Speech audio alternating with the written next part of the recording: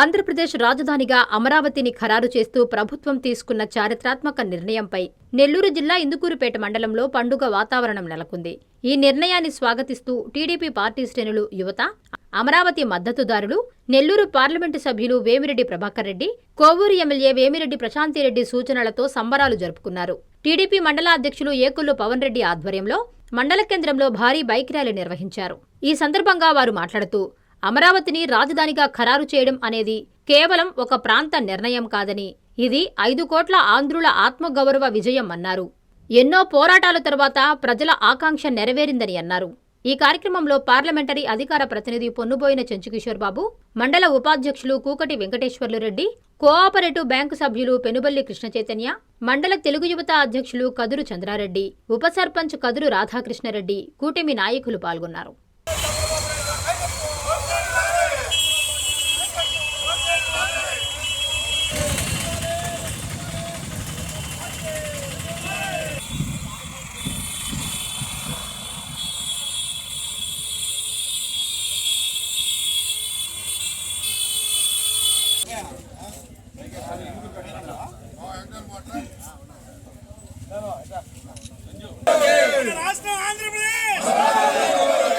మనకి మన ఆంధ్ర రాష్ట్రానికి ఎంతో సుదీనం.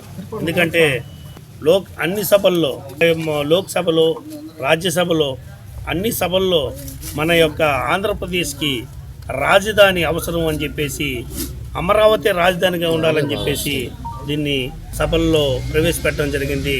దానికి అన్ని పార్టీలు, దేశంలోని అన్ని పార్టీలు సంఘీభావం తెలిపి, నిజంగా ఆంధ్రప్రదేశ్ రాష్ట్రం రాజధాని లేని రాష్ట్రం భారతదేశంలో ఏదన్నా ఉందంటే ఆంధ్రప్రదేశే. దానికి మనం గౌరవంగా చెప్పుకునేలా ఒక రాజధాని ఉండాలి అని చెప్పేసి అందరూ ఘంటాపదంగా మన ఆంధ్రప్రదేశ్ రాష్ట్రానికి అమరావతిని రాజధానిగా అందరూ నిర్ణయించడం అందరికీ సంతోషం. వాళ్ళందరికీ, అన్ని పార్టీలకి నేను కృతజ్ఞతలు తెలియజేసుకుంటున్నాను. ముఖ్యంగా నరేంద్ర మోడీ గారికి, అలాగే మా కూటమి పవన్ కళ్యాణ్ గారికి, చంద్రబాబు నాయుడు గారికి, మన రాష్ట్రాన్ని సాధించినందుకు చంద్రబాబు నాయుడు గారికి, అలాగే పవన్ కళ్యాణ్ గారికి, కూటమి ప్రభుత్వానికి నేను నమస్కారాలు తెలియజేసుకుంటున్నాను. ఇప్పటికైనా మన వచ్చే తరం పిల్లలు మా రాజధాని అమరావతి అని సగర్వంగా చేసుకున్న సగర్వంగా చెప్పుకునే అవకాశం కల్పించిన ప్రతి ఒక్కరికి నేను శిరస్సు ఉంచి నమస్కారాలు తెలియజేసుకుంటున్నాను. ఈ రాజధాని సాధించడంలో పాత్ర వహించిన ప్రతి ఒక్కరికి నేను ధన్యవాదాలు తెలియజేసుకున్నాను. ఈ విధమైన రాజధాని మనకు రావడం, ఒకే దగ్గర రాజధాని ఉంటే మనకి అన్ని విధాల చూసి పక్కాగా అమరావతి ఉండాలని చెప్పి నిర్ణయిస్తే, ఆ రైతులు వాళ్ళ పొలాలని ఇన్ని సంవత్సరాల పాటు వాళ్ళకి డబ్బులు రాకున్నా కూడా రాజధాని కోసం వాళ్ళు త్యాగం చేసిన ప్రతి ఒక్క రైతుకి నేను శిరస్సు ఉంచి పాదాభివందనం చేసుకుంటున్నాను. ధన్యవాదాలు. నిన్నటి రోజు ఆంధ్ర రాష్ట్ర చరిత్రలో విభజన జరిగిన తర్వాత ఒక చారిత్రాత్మక దినం.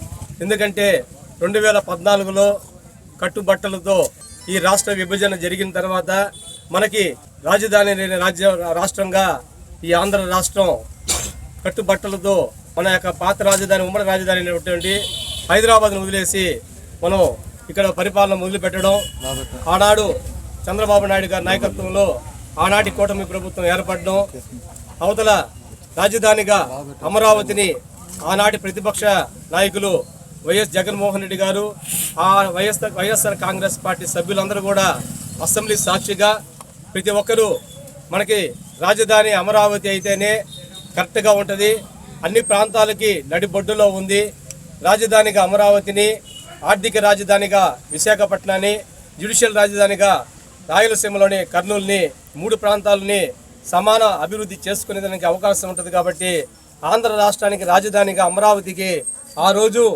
అందరు సభ్యులు, అన్ని పార్టీలు కూడా మద్దతు తెలపడం జరిగింది. దానిలో భాగంగా ఆనాటి ప్రధానమంత్రి గారు నరేంద్ర మోడీ గారు ఆంధ్ర రాష్ట్ర రాజధానికి శంకుస్థాపన అమరావతిలో చేయడం, ఆనాడు రైతులు మన రాష్ట్ర రాజధానికి వారికున్న పొలాలను దాదాపు 35,000 ఎకరాలను ₹1 డబ్బులు లేకుండా కేవలం ల్యాండ్ పూలింగ్ చట్టం అంటే ఆ డెవలప్మెంట్కి ఇచ్చి ఆ వచ్చే ఫలాలను వాళ్ళు తీసుకునేటట్టు ఒక్క రూపాయి కూడా ఈ రాష్ట్రం మీద భారం మోపకూడదని అక్కడ రైతాంగం నిర్ణయించుకొని ఈ రాష్ట్ర అభివృద్ధిలో, ఈ రాష్ట్ర రాజధానిలో ఇక్కడ యువతకు అన్ని వర్గాలకు భాగస్వామ్యానికి మా పొలాలు ఇస్తున్నామని ఒక తృప్తికరమైన మనసుతోటి వాళ్ళు ఆ రోజు ఇవ్వడం జరిగింది.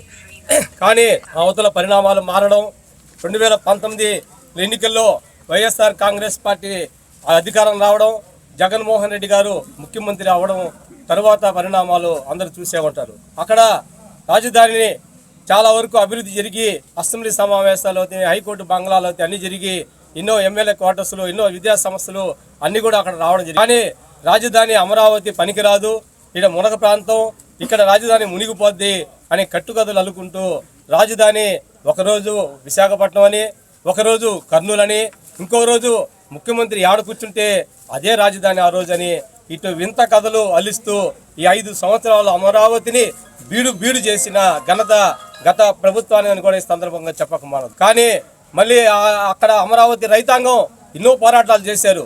మా యొక్క పొలాలు, మా భవిష్యత్తు ఏంది, మేము రాజధాని కానీ మేము పొలాలు ఇస్తే దాన్ని మాకు కులాలను ఆపాదించి మాకు రాజధానికి ఇచ్చిన పేరు లేకుండా ఇక రాజధాని లేకుండా చేయడం ఎంతో నష్టంగా కూడిన విషయం ఈ అనేసి వాళ్ళు ఎన్నో పాదయాత్రలు, ఎన్నో డిమాండ్లని ముందు పెట్టి ఢిల్లీ నుంచి గల్లీ దాకా వాళ్ళు పోరాటాలు చేసినా కూడా ఫలితం శూన్యంగా ఉంది అని దాని మూలంగా ఈ రాష్ట్రంలో రాజధాని లేని రాష్ట్రం భారతదేశంలో ఎక్కడైనా ఉందంటే అది ఒక ఆంధ్ర రాష్ట్రం అని ఈ యొక్క ఇక్కడ ప్రజానీకం గుర్తించి 2024 ఎన్నికల్లో కూటమి ప్రభుత్వానికి, బీజేపీ, జనసేన, తెలుగుదేశం కూటమి ప్రభుత్వానికి 164 స్థానాలని వచ్చేదానికి కారణం కూడా ప్రధానంగా ఈ రాజధాని అనదొక్కడమని కూడా ఈ సందర్భంగా చెప్పకమానదు. కూటమి ప్రభుత్వం అధికారం వచ్చిన తర్వాత రాజధానిలో మళ్ళీ అక్కడ అభివృద్ధి కార్యక్రమాలు పురుడు పోసుకోవడం జరిగింది. ఇన్ని అభివృద్ధి కార్యక్రమాలు పురుడు పోసుకున్నా కూడా చట్టబద్ధత లేకుంటే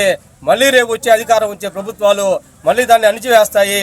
దానివల్ల ఈ రాష్ట్రానికి ఇంకొక 10 సంవత్సరాలు కాదు 20 సంవత్సరాలు కూడా రాజధాని రాష్ట్రంగా ఈ రాష్ట్రం మిగిలిపోద్దని ఒక దృఢ సంకల్పంతో కూటమి ప్రభుత్వం అడుగులు వేస్తూ దానిలో భాగంగా ఈరోజు నిన్న పార్లమెంట్లో దాదాపు ఉభయ సభల్లో 2-3 గంటల సేపు సుదీర్ఘ చర్చల్లో 14 జాతీయ పార్టీలు దాంట్లో పాల్గొని ఖచ్చితంగా ప్రతి ఒక్క పార్టీ, కాంగ్రెస్ పార్టీ కావచ్చు, జేడీఎస్ కావచ్చు, ఆఖరాగా పక్కనున్న బీఆర్ఎస్ కూడా ఈ యొక్క రాష్ట్రానికి రాజధానిగా అమరావతి ఉండాలని వాళ్ళందరికీ మద్దతు తెలిపితే ఒక ప్రతిపక్ష పార్టీ వైఎస్ఆర్ కాంగ్రెస్ పార్టీ ఒకటే బాయ్కట్ చేయడం చాలా దురదృష్టకరమైన పరిణామం అని కూడా ఈ సందర్భంగా తెలియజేసుకుంటాం. ఏది ఏమైనా కానీ ఈరోజు ఆంధ్ర రాష్ట్రానికి ఒక చట్టబద్ధమైన రాజధాని అమరావతిని కేంద్ర ప్రభుత్వం నరేంద్ర మోడీ గారి నాయకత్వంలో నిన్న ప్రకటించడం ఈ 5 కోట్ల ఆంధ్రుల ఆత్మాభిమానానికి, గుండె చెప్పుడికి ప్రతీకని కూడా ఈ సందర్భంగా తెలియజేసుకుంటూ 5 కోట్ల ఆంధ్రులు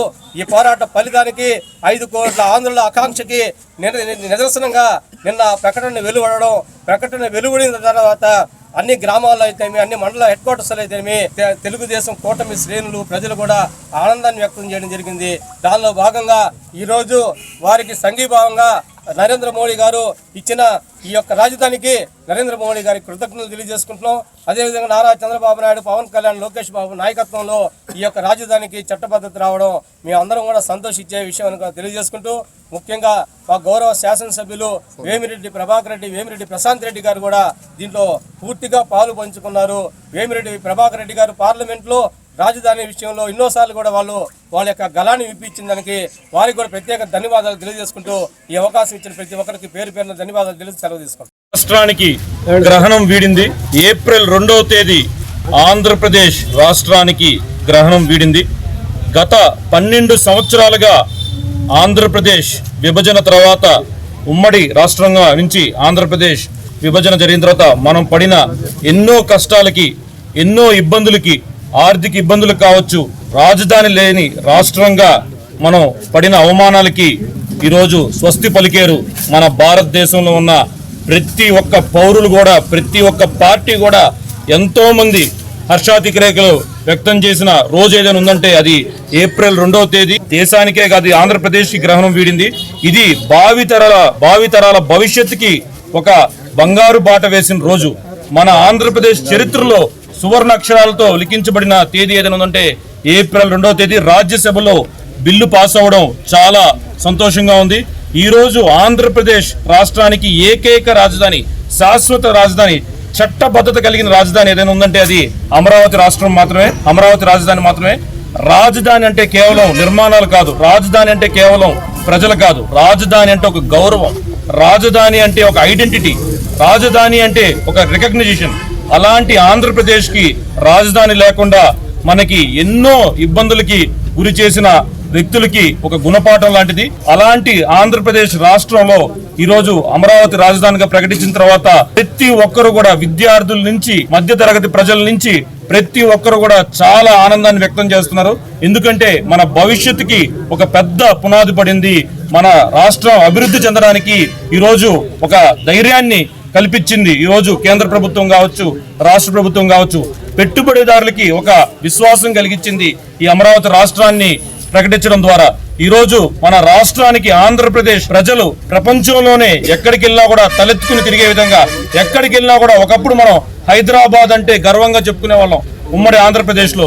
ఈరోజు ఆంధ్ర ప్రజలు, తెలుగు ప్రజలు అందరూ కూడా ప్రపంచవ్యాప్తంగా అమరావతి అంటే మా రాజధాని, అమరావతి అంటే శాతవాహనుల కాలం నుంచి రాజులు పాలించిన ఒక గొప్ప చారిత్రాత్మకమైన ప్రదేశం. అది ఎంతో మంది రాజులు పాలించారు, అక్కడ ఎంతో చరిత్ర ఉంది.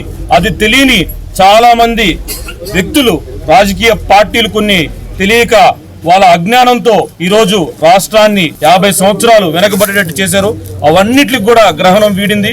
ఈరోజు ఖచ్చితంగా ఆంధ్రప్రదేశ్ రాష్ట్రంలో అమరావతి రాజధానిగా ప్రతి ఒక్కరు కూడా, నాకు తెలిసి ప్రపంచవ్యాప్తంగా ఈ రోజున్న ఎంతో మంది ఎన్ఆర్ఐలు కూడా ఈ జరిగిన పరిణామాల ద్వారా పెద్ద ఎత్తున పెట్టుబడులు పెట్టి ఎన్నో విద్యా సంస్థలు కావచ్చు, వైద్యశాలలు కావచ్చు, బ్యాంకింగ్ సెక్టార్ కావచ్చు. నారాయణ మాతృసేవా పథకం అమ్మతనానికి కమ్మనైన పథకం. సుమారు 1500 విలువ గల నారాయణ బీబీ హెల్త్ కిట్ ఉచితం.